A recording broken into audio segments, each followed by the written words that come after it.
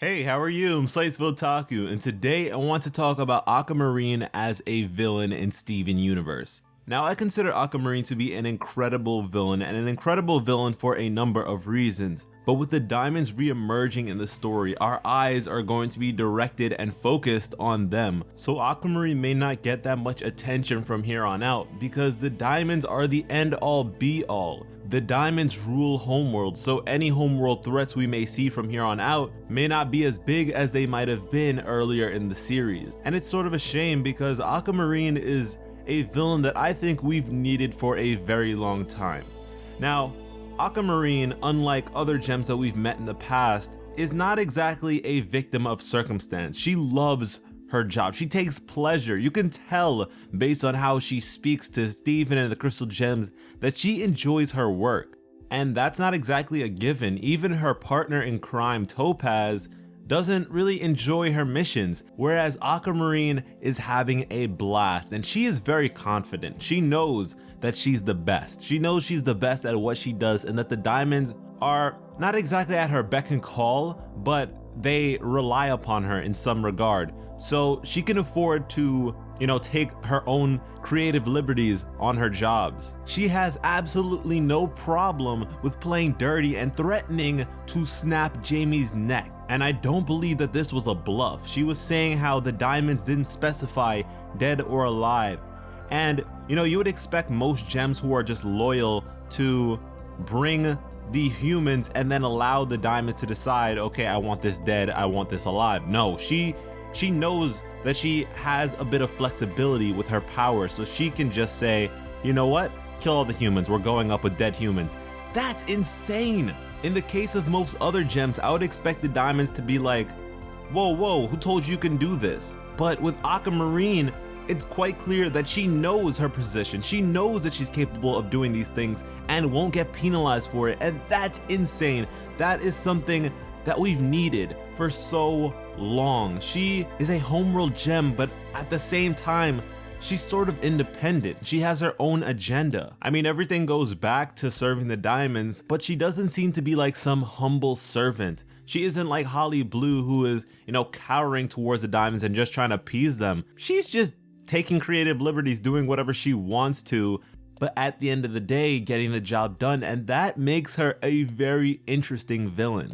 And for me personally, I love the introduction of Aquamarine because her existence itself kind of gave weight to two of my theories. The first one being that color matters. The colors that match up with a diamond, blue, yellow, white, those sorts of gems are higher up in society. They are more favored by the diamonds because they sort of mirror their image. And what's even greater is that her existence adds another dimension to this theory, because the shape of her gem is a teardrop. And that's the same shape as Lapis's gem. That's the same shape as Holly Blue Agate's gem. This is a trend amongst blue gems, which I believe to be, the highest in Blue Diamond's court. Because what represents Blue Diamond better than a teardrop? And another theory of mine that she adds meat to is the overarching role of Blue Diamond's court. Intelligence, information to scour and scout out different worlds, because Aquamarine says that her memory is perfect.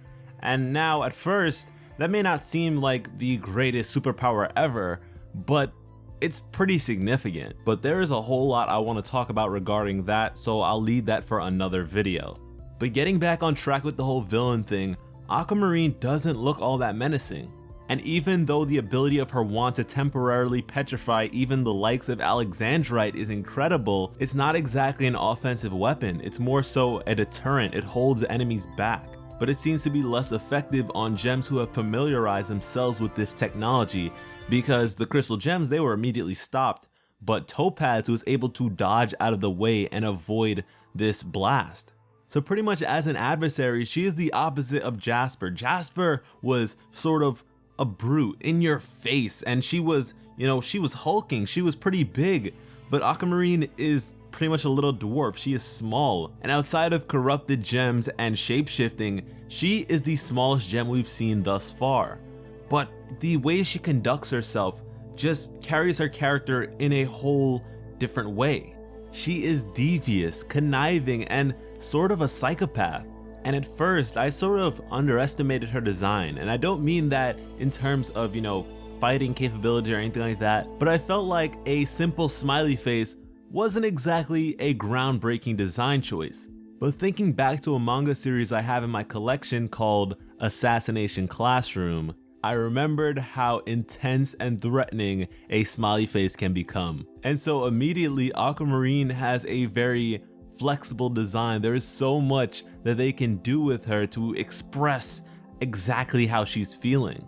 And with all this in mind, I'm not exactly ready to give up on Aquamarine. I want more Aquamarine villainy. Outside of the diamonds being an incredible force to be reckoned with, I want more Aquamarine because she's sort of like the opposing mentality to the crystal gems. She's happy with her placement in Homeworld. She loves what she does for Homeworld. So her and the crystal gems don't exactly mesh. And most times I enjoy a clash of ideologies more than a clash of powers, a clash of fists or anything like that. It's a lot more intellectual and thought-provoking. But guys, let me know what you're thinking about Aquamarine. Is it too soon to push her to the side? Do you want to see more Aquamarine villainy?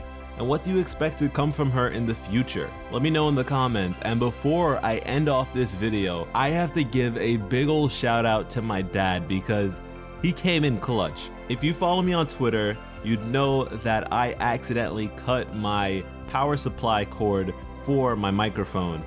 So without that, I can't record, and Amazon would only ship me a new one on Monday because it's the weekend. They don't, it's not regular business hours. And that kind of sucks because I have a lot that I want to talk about, and to be, held back for days on end, that's unacceptable.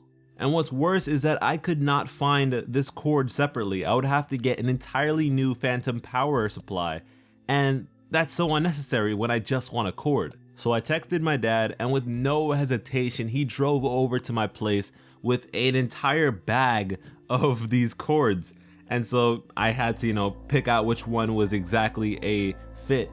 And here we are, we're recording, it's working. So if you enjoyed the video, be thankful for the Papa of Papa Slice. Anyways guys, thank you so much for watching and have an awesome day. I love you.